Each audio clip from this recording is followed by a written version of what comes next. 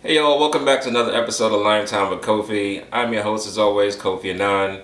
Hey, today we have an extra special show for you guys. I'm not just going to have one, but two amazing guests here are going to join me today.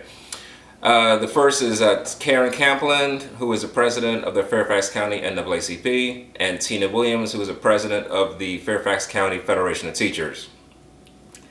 Both Tina and Karen are amazing advocates for Black youth, and I have had the pleasure of working with them in the past, and they've done amazing things in the past, and they continue to do amazing things for our communities today. So we're going to talk to them today about educating Black youth, their perspective.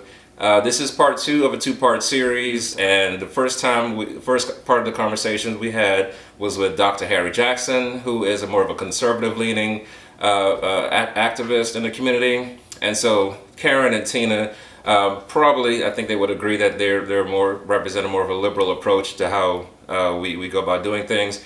I like to examine both sides, and so you guys can make a decision as to what makes sense. So they're gonna come through. As always, I'm gonna do my thing in the kitchen. Today I'm gonna do our fried chicken, and the extra special kicker is that we're gonna make our Irie mumbo sauce.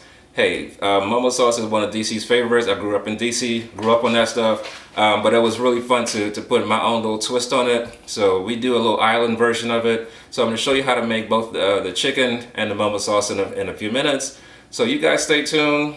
Karen and Tina are gonna roll through later on, and we're gonna have a really amazing conversation. So stay tuned, y'all.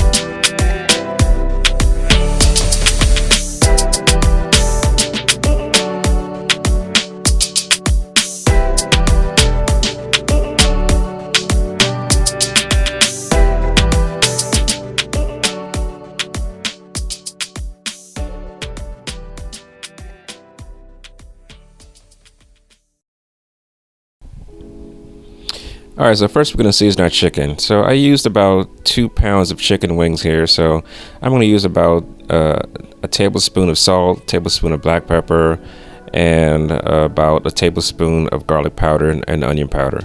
Real basic stuff here, not doing too much, just going to make sure we get it all mixed in. Once we're done getting it all rubbed in, we're going to put this into the refrigerator and leave it there for at least a few hours, maybe overnight if you wish. Okay, so now to make the mumbo sauce. So first we're going to use some ginger, some lemon juice, some soy sauce, a habanero pepper, tomato paste, sugar, pineapple and mango nectar, vinegar, ketchup, and honey. Now, if I did catch all the specifications, don't worry about it. I'm going to throw all those actual measurements into the description. So first we're going to throw our tomato paste into the pan. We're going to have the fire on medium. And essentially what we're just going to do is just going to combine all those ingredients and then start to stir them up.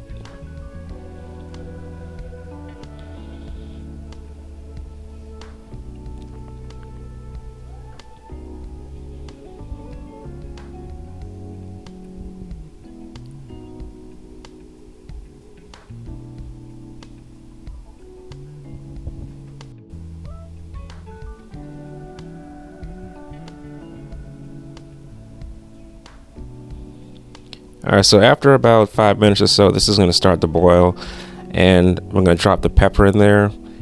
Now, if you want it a little bit spicier, you could pop that pepper open because that heat is kind of released inside the seeds and everything. I'm just going to kind of keep it a little bit mild right now, so I just kept the pepper whole. And after about 10 minutes, you're done. All right, so now to make the batter for the chicken. So I'm using about 3 cups of flour, and I'm going to use about 2 tablespoons of baking powder.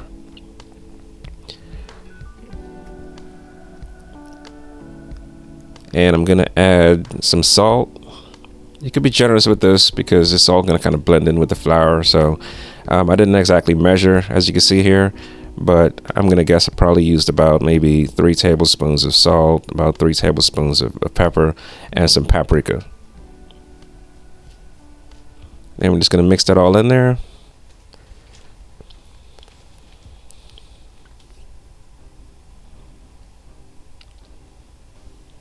All right, now to make the buttermilk egg mixture. This is what we're going to use to make sure that we get that batter to stick to the chicken. So used about 2 cups of buttermilk, and I'm only going to use the egg whites. So if you notice here, I'm separating the egg whites from the yolk.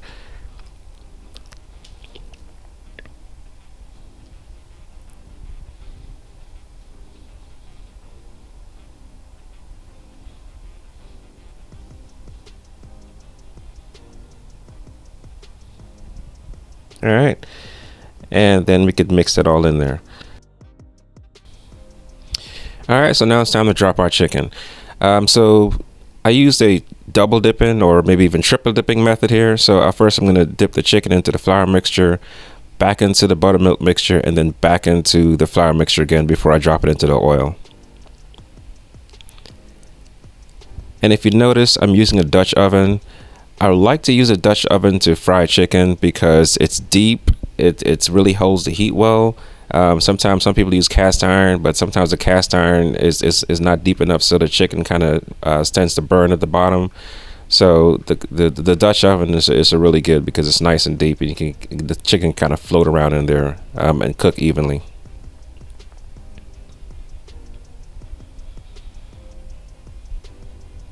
All right, so we're just going to repeat this process until we get about 4 or 5 pieces in there at a time, and then we're just about done.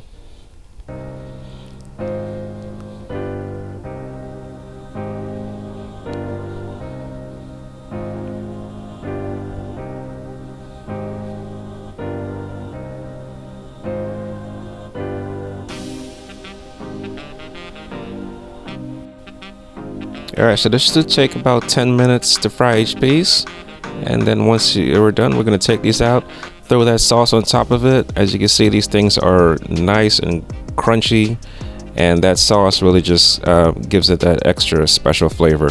So enjoy, guys. So thank you again, Tina and Karen, for agreeing to have this sit down. We've done such a lot of work with regards to education over the years, and it's just an honor to kind of reunite, to have the discussion. Obviously, a lot has been going on. Education has been such a hot topic nationally as well as here locally, and you guys have been in the middle of the fight, especially with the when it comes to like equity decisions, and so just wanted to have a conversation about how we go about educating Black youth. So this is the chicken, fried chicken, and it has our Ari mumbo sauce on it. So fresh off the fryer. But yeah, so please help yourselves. It looks fabulous. It really does. I just don't know how to, and it's so. It's gonna be messy. Artfully placed. I'm like, I don't want to. It's just. I don't know how to do it. No, you just gotta dig in, just grab it. We're doing it with our hands here, so. All right. We're keeping it casual. I love that. Yeah. It's interesting where we find ourselves right now. It seems that the word equity has become a nasty word. Inclusion, the things that yes, teaching truth. Right. Making sure that everybody has access to quality education. So I just think it's interesting how things have changed. Yeah. And making sure that our students have what they need to be successful. Yeah. Yeah, it's been such a trying year and a half. You overlay all the other issues that we've been going through, and then now you overlay that with COVID. As someone who's worked in the school system as a counselor, not just a union president, but as a counselor as well. How's that been for you? It has been challenging. One thing COVID has done is it's kind of underscored a lot of the issues that have been there anyway. So I have been out of the schools for 5 years as president, but before I left, one of the things that we saw quite a bit was the anxiety levels, the stress levels that young children were having and needing that support. Seeing the impacts of it on all of our children, but when you think of the children that don't have all those resources, that are struggling in general, it was enormous. So when we look at our students who are English language learners, who are special needs, students who come from high poverty areas, definitely it was underscored for those children. Yeah. Well, hopefully now that COVID is kind of subsiding, we're kind of moving away, hopefully for good of those, the worst of the worst is over, hopefully. But hopefully, and I think kind of piggybacking on what Tina just said, hopefully we don't forget what COVID highlighted. And, I didn't have any kids going through the public system. I'm one of those crazy ants, but I do understand and appreciate the importance of making sure our kiddos have the tools to properly arm themselves when they hit adulthood and hit the real world, or in whatever form they want to go in, whether it's vocational, first degree in college or advanced degrees. We want to make sure they have everything that they need and they're able to support that and beyond. And, what COVID also highlighted is with the kids returning back to school and that racial trauma that just evolved, it just came out in force, because here they were in the safe space during the lockdown for some of them, despite some of the disparities that they encountered, whether they had access to additional learning, so there was learning loss. But still, it was a safe space, and then to be brought back into this aggressive space in which discrimination was such a big factor in their daily lives, in which retribution and support when they were in that position, it wasn't there. That racial trauma just really encapsulated our children. And we really need to not only figure out how to address the learning loss and how to redesign and reimagine education for our children, but how do we make sure those kids are safe and feel safe? Right. And not be paralyzed by that. I say this is an interesting time in the world. It's a great opportunity to do what you just said, reimagine what education can be for all of us. When you think about the people who are advocating for equity and rights, it's the people who very often were the ones who were not included in the way that we educate our children anyway. So somebody who has special needs, who is an English language learner, who is a person of color, somebody who does not have the economic backing that some do, that gets back to the zip code, what zip code you live in, and the resources that are available. So looking at equal access for everybody at an early age, having the pre-K resources and programs that our kids need to be successful, to have access to those opportunities is important. So looking at how we do it, and also looking at the resources that we give to our educators and making sure that our schools are funded appropriately, so we have all of these things. So when we're looking to come out of this pandemic, we really need to be focused on the future of our children and what they truly need to be successful. And the way that we've done education in the past is not 21st century. So this is the perfect time to do this and to fund it the way it needs to be funded. Yeah, okay, so the funding issue, it's never been equitable, right? Richer neighborhood, we all know that the wealthier communities have always benefited from having more funds funneled into their schools, either officially through the system or through parents being able to supplement and things like that. How do we break that? How do we break down that barriers? How do we level the playing field? I think working with parents, working with our educators, and developing those programs and finding out exactly what's needed. We've got all kinds of research and data points. Are we using that information appropriately as we're determining who needs most?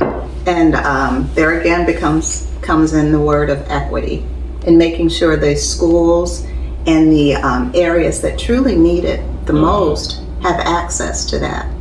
Yeah. And that we're doing the work for everybody so that every child truly does have opportunities.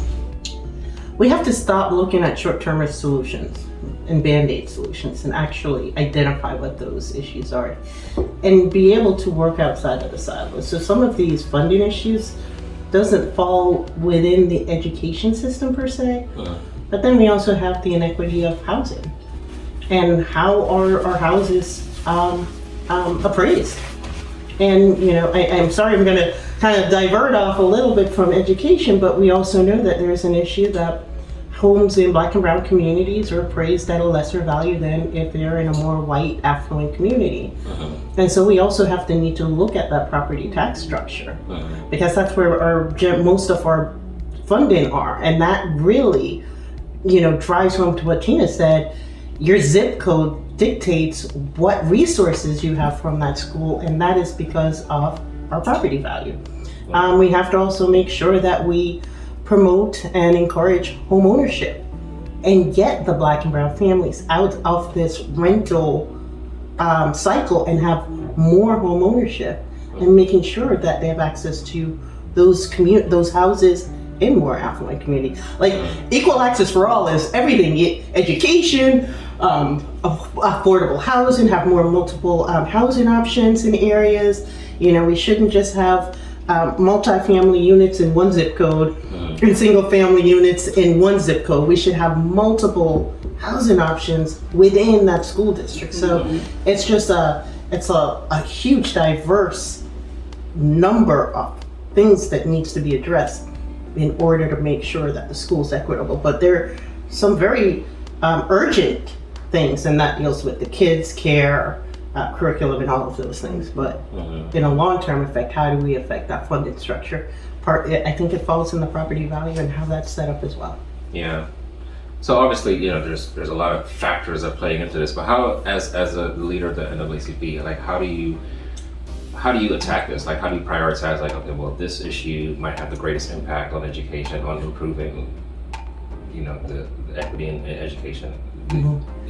I think, going back to COVID, a lot of things we realized at home needs improvement. So having that more local focus on things. Within the branch, we have a lot of different issue focused committees. So we have very affordable housing, we've got education, we've got, health, we've got our justice reform, we've got environmental and climate justice, we've got economic justice, we've got all of these different things. So they have their standalone issues.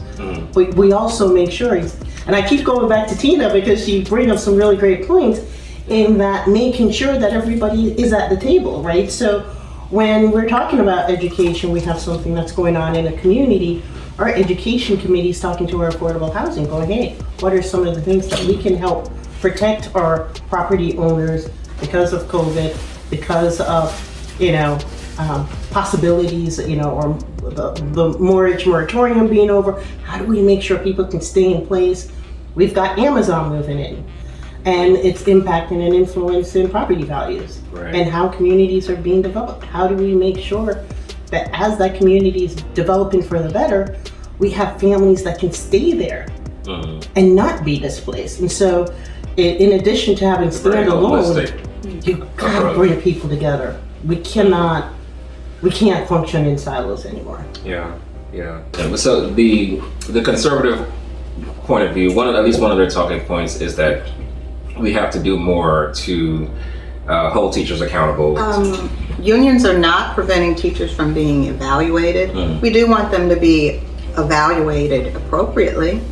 And I would say a realistic approach to evaluating should be, it shouldn't be one size fits all. If you are a new teacher, I think there should be a set of processes aligned to evaluate that teacher based on where he or she is. For somebody who's more seasoned, there should definitely be a process for those as well. I think it's important to set any employee up for success. So if you have a teacher coming in who is new, have a process so that this person has a mentor, has the support and resources that they need to be successful. I think a lot of people outside of the education field think that education is very easy. Our educators have extensive training and expertise in the field, and by the time, just like any other field, you get 8 to 10 years of experience, you're pretty good at what you do when you've done it for 8 to 10 years. But it takes time to build that up. So making sure that people have support, the resources that they need, and somebody who is there to help them, not to penalize them, but to help them build out to want to stay in the field and to be an excellent educator. Yeah. And right now, in the middle of a staffing shortage, it's important to dispel these ideas that it's an educator's fault if a child is not successful. Sometimes that there can be some pieces to that, yes, because nobody is perfect. But given the resources and given opportunities to excel, people usually step up and rise to those occasions. But it has to be that partnership. And we have to get away from this idea that if somebody is working with a child, then if the child has a struggle, that it is the teacher's fault. To make sure that our schools are not districted in which it is a predominantly, turns into a predominantly black or white school. We need to avoid that. We need to make sure that not only our housing options are diverse, not only do we have a really diverse funding pool coming in from our property taxes into the general fund for our schools, but we need to make sure we're not doing this. And it's kind of like we're gerrymandering our schools, and that is an absolute danger. Yeah. And so I think that's part of our problem. It doesn't lie with the teacher. It lies with how the system is set up, how it's setting up our schools, and maybe the lack of resources that are being available to those schools, those teachers within those schools, depending on what the district is. And so this is what we should be looking at. We should be looking at how do we restructure these problems we know exist. We know it's in the system, and it's not with the humans. It's the humans that are suffering, whether it be the teacher, the parent, or the student. We need to focus on the system and change that.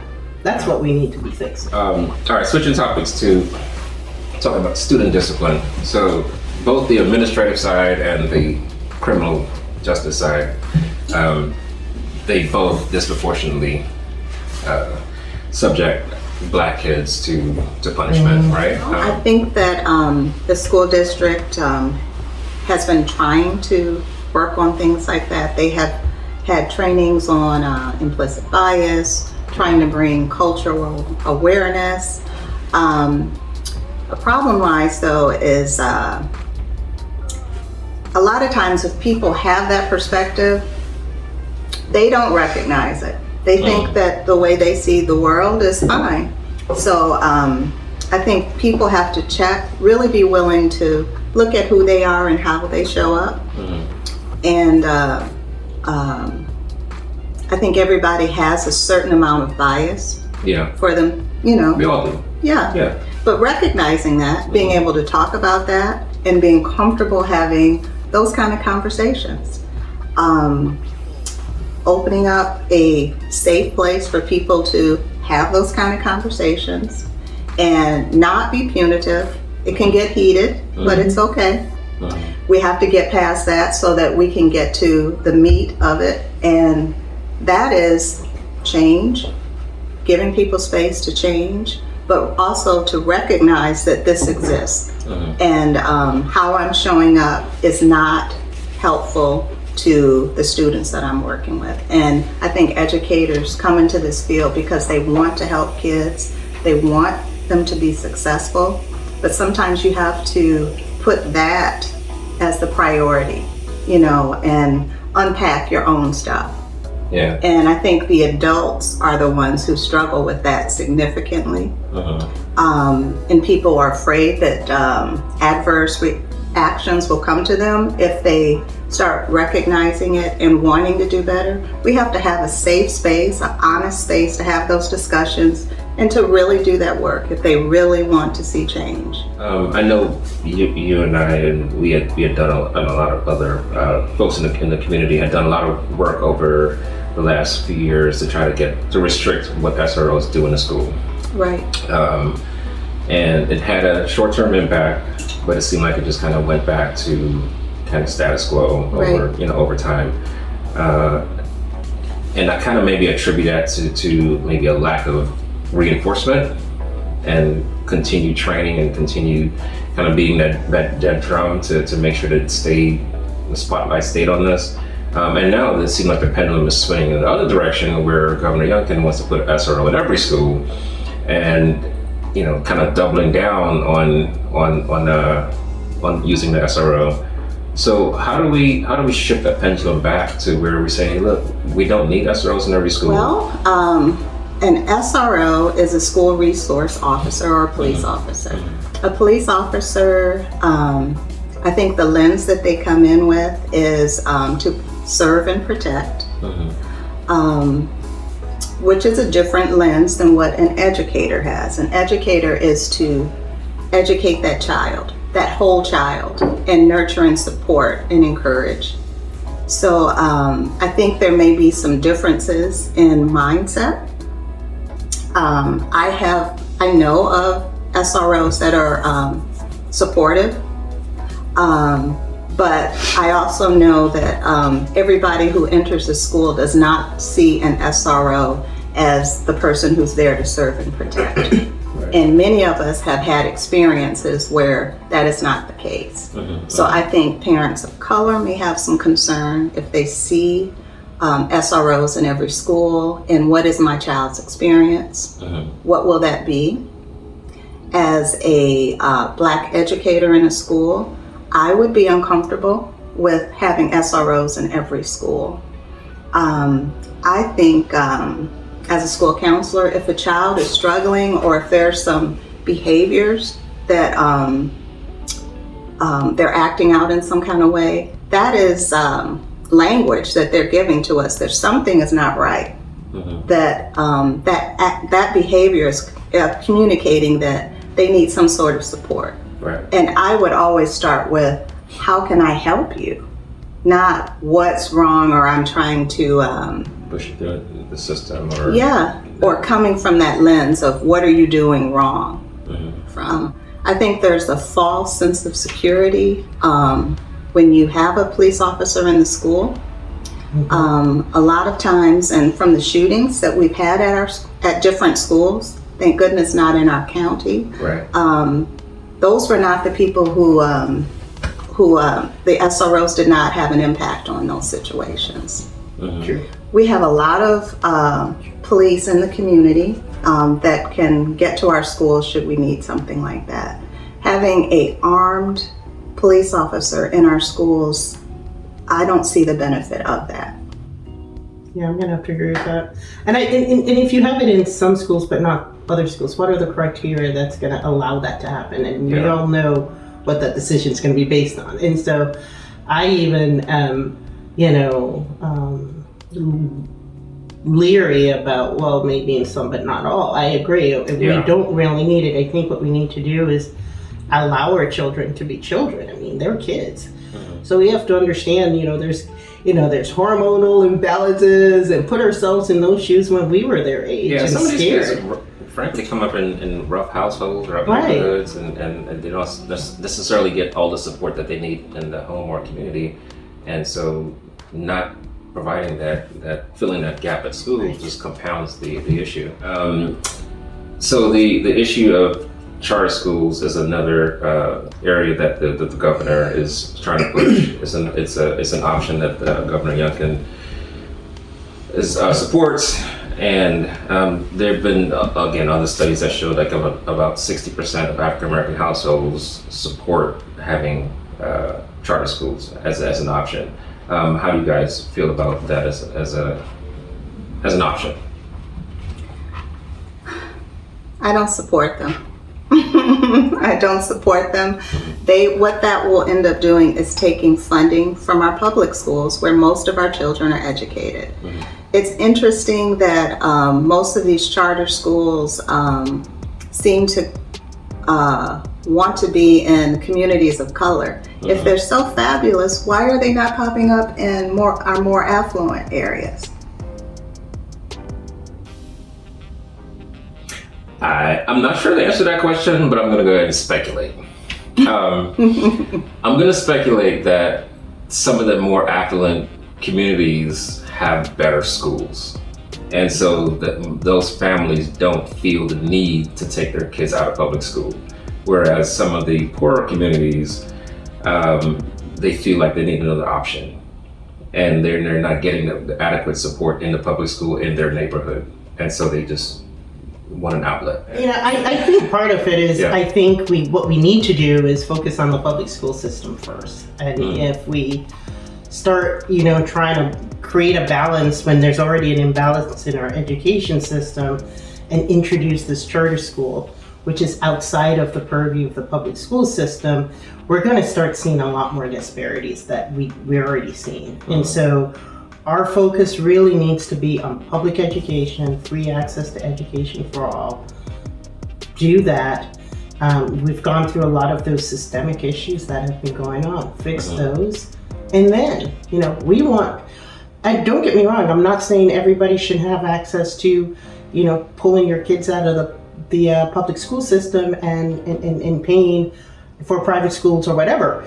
I want everybody to be able to have that option and have that choice. But that baseline is that public school system. And if there's a problem with that, we shouldn't be moving on to the next phase. We should be fixing that phase system. And that is where we know we've got all of the Civil Rights Acts, we've got all of those federal laws that protect our children, protect them in the school, protect our First Amendment rights, protect equal access to resources and all of those things are within the public school system. So let's keep them there. But okay, so I'm gonna just push back a little bit. So critics, of that approach would say, look, we've tried this attempt to fix public schools.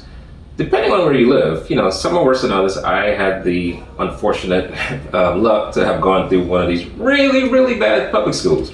And so I kind of understand the perspective of the parent who's like, man, I wish I had an option, right? And like the effort to fix public schools has been an ongoing generational type of thing that really doesn't really have an end in sight, right? Like it, at least not in foreseeable futures. Like you both mentioned, the effort to fix public schools is a massive effort that has to do with housing and funding and really big muscle movement type of things that aren't going to get fixed tomorrow or next year or the year after that. There's a good chance that if you're in a public school right now, that public school will generally be the same 4 years from now when you graduate, right? So to the parent who's like, my kid has to suffer through this system, I kind of empathize with that, and I think a lot of people would empathize with that point of view. I think the parental rights in the charter school is going to be less though. Right? And even though there is a burden on trying to get these changes, whether it's through curriculum or access to extracurricular activities or whatever the issue may be, or even more diverse staff or whatever.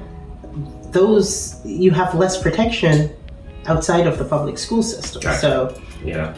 And another question is, once money is allocated to these charter schools, let's say that they're not successful, they're not better than the public school. What happens to that funding? Will it follow that child back into the public school? It will not. What about the federal funds that go towards that? What happens to that money? Yeah. So these are all things that need to be looked at. But I think what we need to do is sit down and say, we have a common ground on 98% of the issues. We want our children to be properly educated. We want them to be in a safe environment. We want them to have zero barriers that prevents them from reaching their full potential. How we get there, let's put that aside. But let's figure out what we're in this for the kids. That nobody else should matter. But the end product is the kids and how they're going to succeed when they're in the adult world. That's all we really should be, should be the concern. And let's fix the baseline. And then we have, you want to have options? Let's do options. But let's make sure that if we want to have the public school system, let's make sure that those criteria are in place and functioning at 100%. Nothing less. Yeah, no, I hear you. Well, hey, this has been a great conversation. How do you guys This enjoy was really good, though. I couldn't figure out a delicate way to eat it, There's though. no delicate way to go about fried chicken, girl. No, it's all good. We'll cut the cameras off and let you Then it's not going to be pretty after that. But appreciate the conversation. Appreciate the time. I know you both are incredibly busy, and this is a really good conversation. Yeah. Yes. So hope to continue this conversation. If you care to leave any contact information, please feel free to shout it out right now. And, if you folks want to get in touch with you and find out more about what you're working on and represent your organizations, feel free to say Yeah, sure. Karen Campblin, president of the Fairfax County NAACP. And I can be reached at president@fairfaxnAACP.org. We've got a website that lists all of our different committees that are currently active. Feel free to go on there. We also have our online application form, and we meet every fourth Thursday of the month. It's virtual at 7 p.m. And so if you want to reach out to me, I'll just say my email again, president@fairfaxnAACP.org. And I'm Tina Williams, president of the Fairfax County Federation of Teachers Union. You can reach me at info@fcft.org. We have lots of committees and we're very active as well. Please check out our website, www.fcft.org. All right. And again, I'm Kofi, and I hope you enjoyed this episode of Limetime with Kofi, and join us again next time. If you want to give us a like, give us a follow, everything's at Soul Rebel Food. We appreciate the support. All right, guys, take care.